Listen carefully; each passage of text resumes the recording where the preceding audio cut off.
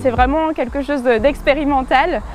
L'idée, c'est vraiment de découvrir la pierre, de voir comment la travailler et de la travailler d'un point de vue artistique.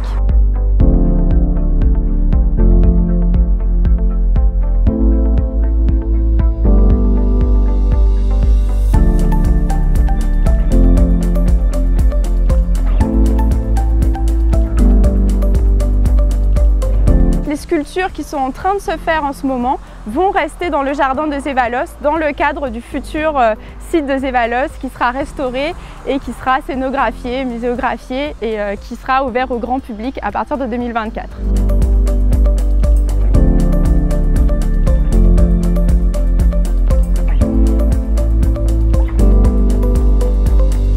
Là, on découvre cette pierre-là avec vraiment l'idée de développer cette possibilité de sculpter sur de la pierre de Guadeloupe. Et donc ça fait partie des apprentissages de savoir réparer la pierre s'il y a des trous qui apparaissent à l'endroit où on doit sculpter.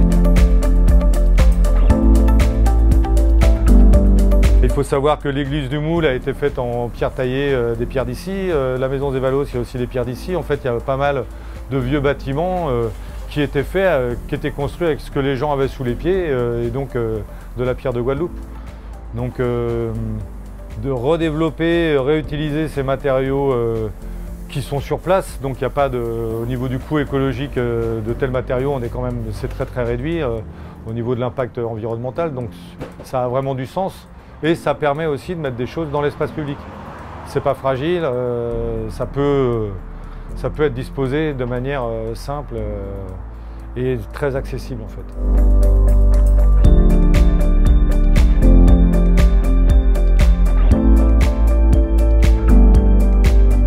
On a vraiment un écosystème très riche et donc des spécificités ici à développer. Il suffit juste d'essayer de se donner les moyens.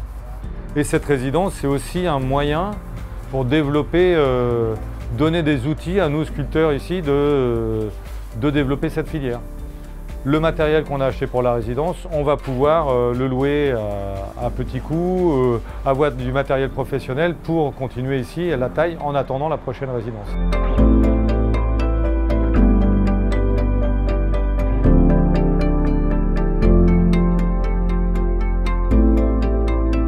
On invite vraiment tous les Guadeloupéens et toutes les personnes de passage à venir nous voir, à visiter le site, à venir voir les artistes surtout.